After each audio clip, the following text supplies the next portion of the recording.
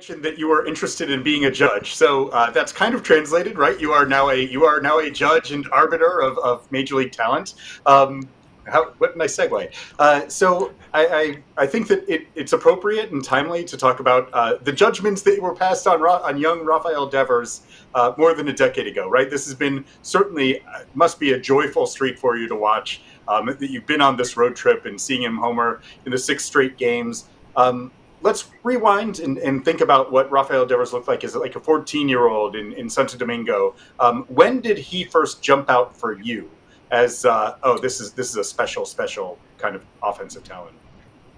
Yeah, sure. I mean, way back, in 2012, 2013, right around there was when we started really bearing down. And again, Manny Nanita deserves all the credit in the world for identifying him.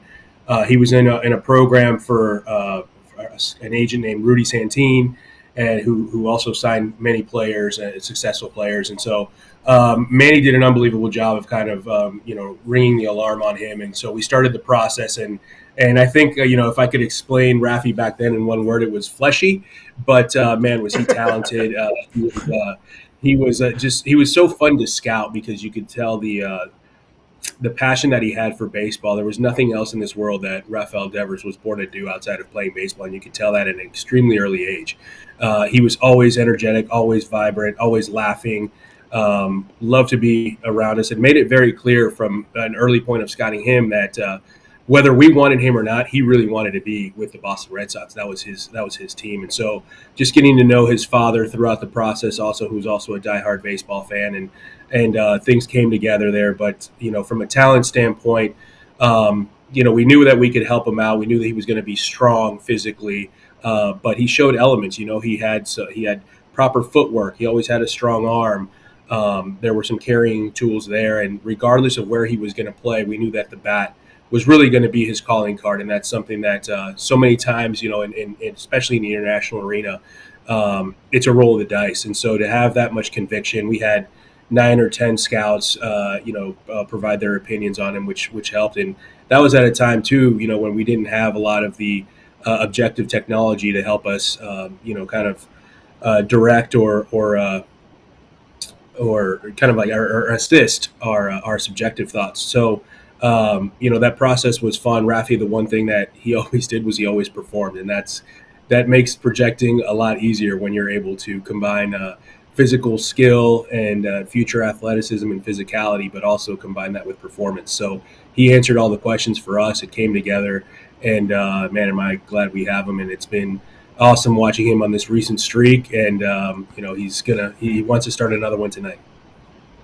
It's pretty interesting, right? Like you guys signed him for $1.5 million back in 2013, and that was a pretty big chunk that you guys were giving to him, the most that you guys had given to an international amateur free agent in a while.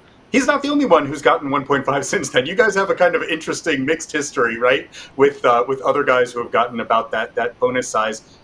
So it's one thing to project them on the amateur side and to think like, okay, he has the tools in order to be worth this sizable 7-figure investment. Another thing to see it translate once they're actually in professional baseball and think, okay, that was a good one. When did you know with Rafael Devers that this was a good one? Well, I mean, back then too, Alex, when we gave him 1.5, our allotment was only 2.9. So, we're talking over half of our allotment on one player, which, now with our allotments ranging from depending on the year, $5-6 million. That was a significant outlay. And I'll be honest, that was one of like the first decisions I had to make as our scouting director at the time. And I was nervous about it, because there was a lot of criticism in his body and this and that. And we just had, we had a lot of conviction within our group, and we kind of went against the grain there and decided, hey, this is one that we have to go get.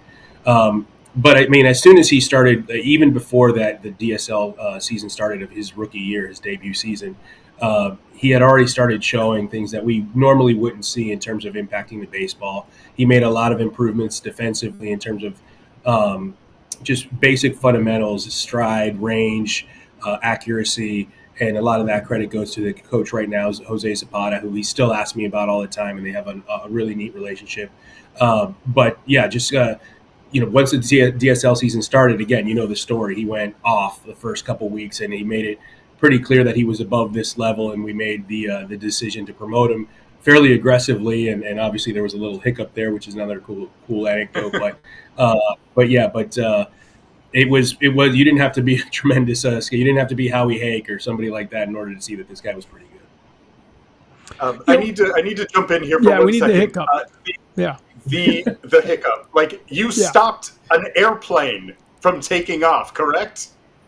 I don't want to get into any legal issues here with the Dominican civil aviation, but we found out that he had celebrated his promotion outside our rules, and so we were able to prevent him from traveling on that airline, and it worked. Like, we laugh about it now, obviously, but I remember talking to him on the drive back from the airport back to the complex, and he was extremely, apologetic. He was in tears, and I just told him, "Hey, this is a learning opportunity for you. That if you want to get to the big leagues, there are a lot of things off the field that you have to do correctly, especially with this organization, because we pride ourselves on, trying to be disciplined. Not disciplinarians, but just doing things the right way and respecting the rules that are set." And so.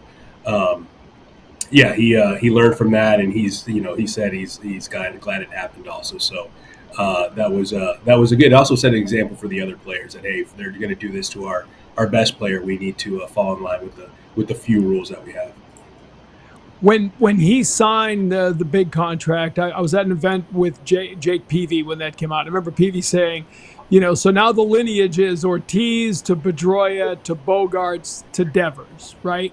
And they're all very different when you talk about leadership or whatever it is. And there's nothing that gets a sort of an eye roll quicker from Rafael Devers than talking about him being the leader, right? He wants to play baseball. He wants to be a great hitter, but he just assumes somebody else talk to me, right? He's not dying to do the interviews.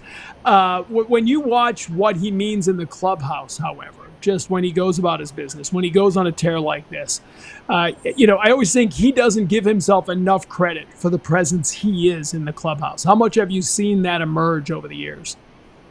Oh, absolutely. I mean, he's grown into the guy. He's the middle of the order. He's the all-star. He's the high-dollar player. So he understands that there are a lot of responsibilities that come with that within the clubhouse, and also with media and with charities and all that. And he's got to become a kind of an all-around leader, and I think he's got a good grasp of kind of what he needs to do for that. I think in the clubhouse it's a little bit different. A lot of, especially the young Latin guys, they look up to him. But Rafi likes, like you said, instead of being the vocal leader, he shows by example. It's having his he takes pride in playing a lot of games every year. He hates being out of the lineup. I know he had the injury earlier this season where he had to miss some time, and that was really eating at him. And I think that's what he takes pride on. And he's coming out every day early, doing his defensive work. He's been hitting on the field more pregame. And I think that's because he also wants to show that we have, given the young guys on our team, the Hamiltons, the Grissams, even earlier in the season, Valdez, Wilyer Abreu, that he's just providing an example of how to go about your business, especially on a winning club in this market. Like, this is what you got to do. You need to play hard and set an example. And a lot of the media stuff, I think, will come in time as he continues to get more comfortable with that.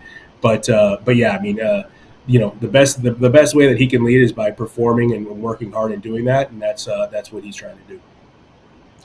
You and I talked a little bit the other day. You're seeing him take different steps.